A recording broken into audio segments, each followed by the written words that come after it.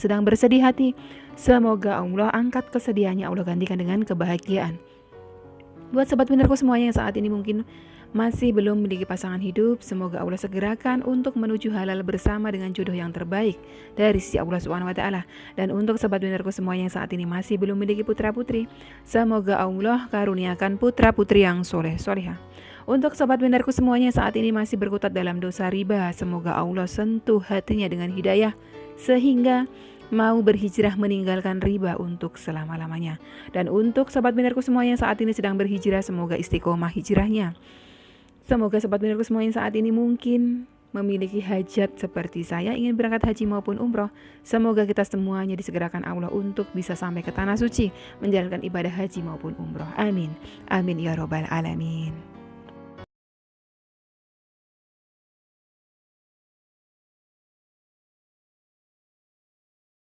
Masya Allah, tabarakallah, alhamdulillah, puji syukur kehadirat Allah Subhanahu wa taala. Tak lupa kita selalu panjatkan. Karena apa? Karena Allah juga terus-terusan mencurahkan nikmatnya, kasih sayangnya untuk kita semuanya. Jadi kita harus selalu bersyukur kepada Allah dalam kondisi apapun itu.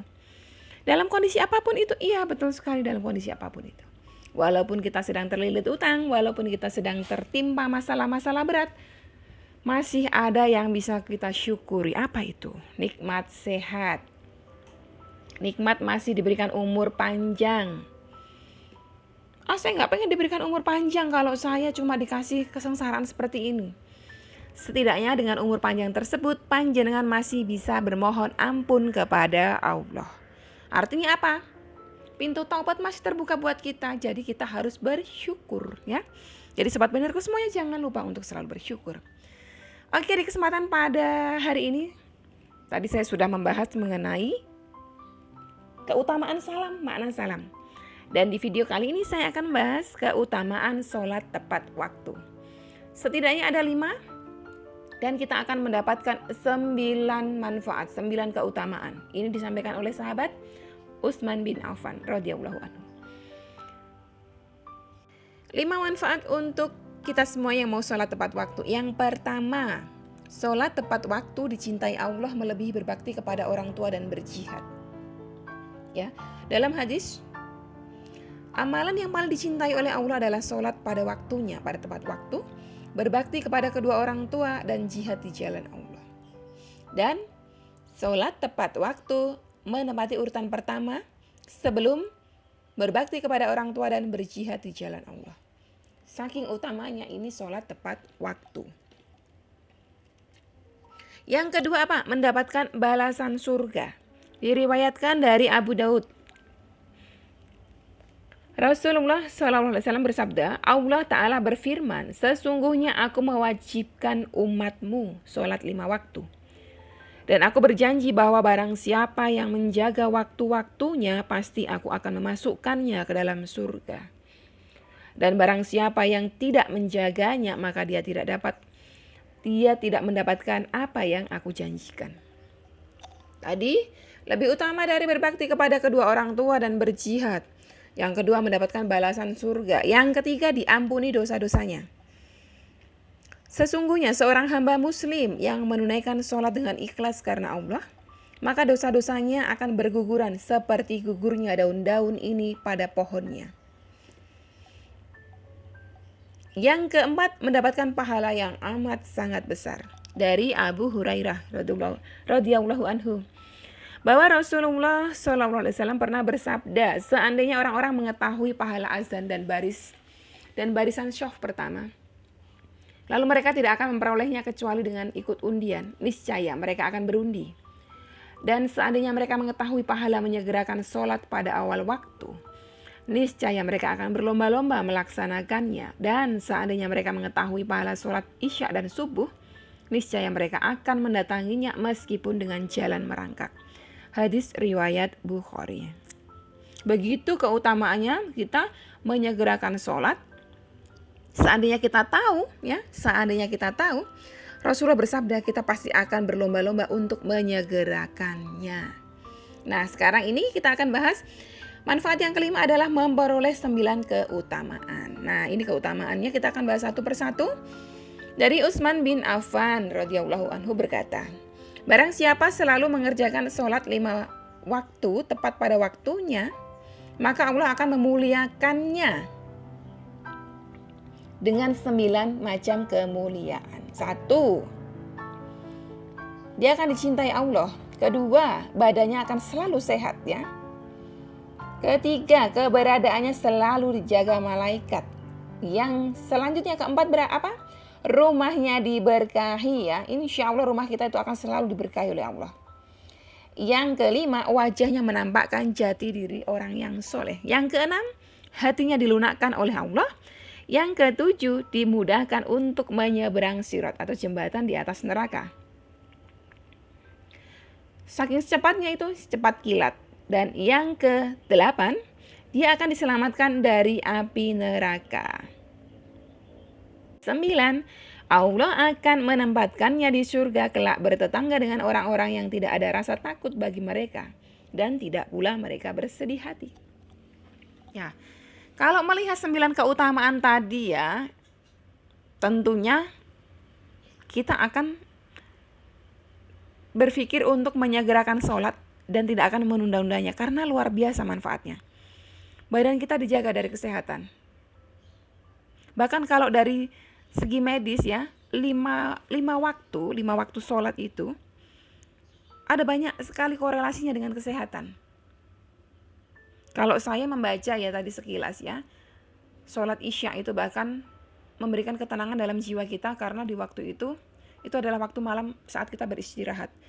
Kalau waktu sholat maghrib itu adalah ketika cahaya langit sudah memerah, di mana di situ kekuatan jin, setan dia mulai keluar gitu kan, Ketika kita di waktu yang seperti itu kita melakukan sholat maghrib ya, waktu sholat maghrib kita terjaga dari itu semuanya.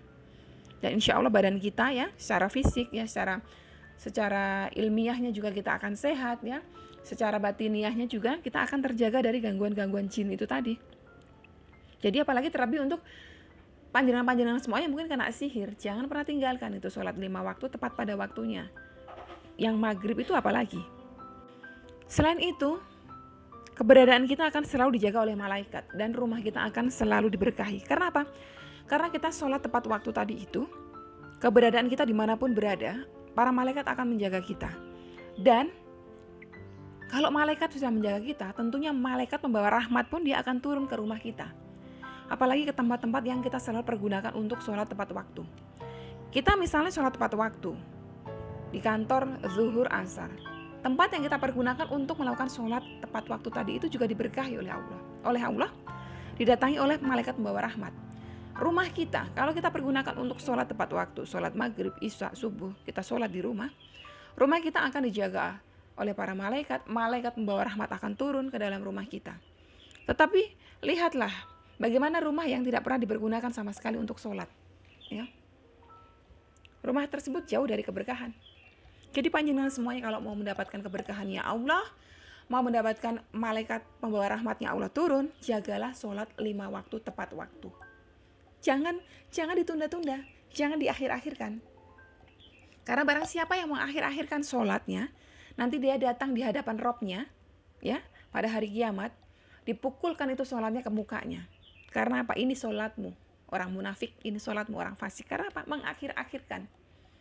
Jadi dari itu, sobat winnerku semuanya, apalagi panjenengan semuanya yang saat ini mungkin sedang punya hajat-hajat besar, pengen berangkat haji umroh seperti saya, pengen lunas utangnya seperti teman-teman yang lain, ya kan, pengen keluar dari masalahnya, pengen suaminya yang digondol pelakor kembali. Jaga sholat ya tepat waktu. Kenapa? Karena kita sedang pepet Allah, kita sedang harapkan ridhonya Allah, kita sedang harapkan rahmatnya Allah. Cara yang paling mudah mendapatkan rahmatnya Allah dengan cara sholat tepat waktu. Karena apa? Sholat itu secara bahasa itu adalah doa. Kita tidak bisa dalam hidup ini tidak terhubung dengan manusia lain, dengan makhluk lain, tidak bisa. Maka dari itu kita juga tidak bisa tidak terhubung dengan Rob kita. Ya. Kalau dalam ceramahnya Ustadz Abdul Somad, bahkan kita untuk makan nasi saja, beras putih, beras merah, nasi saja, seonggok nasi di piring kita aja itu, kita paling tidak terhubung dengan empat orang. 1, penanamnya, Ya, yang tanam padinya. Yang kedua apa? Yang panennya. Yang ketiga apa? Yang giling di penggilingannya. Yang keempat apa? Yang masak nasinya. Setidaknya ada 4 orang nih terhubung dalam kehidupan kita untuk sekedar makan nasi. Lalu bagaimana dengan seluruh sisi kehidupan kita? Kita nggak bisa terlepas dari Rob kita. Nah, cara kita untuk bisa terhubung dengan Rob kita, selalu terkoneksi dengan Rob kita, dengan cara apa? Sholat. Maka dari itu Allah mewajibkan kita sholat 5 waktu ditambah dengan sunnah-sunnahnya. Supaya apa? Supaya 24 jam kita itu selalu terhubung dengan Rob kita. Antara makhluk ciptaannya dengan yang menciptakan itu harus terhubung. Kita tidak bisa tidak terhubung dengan Rob kita.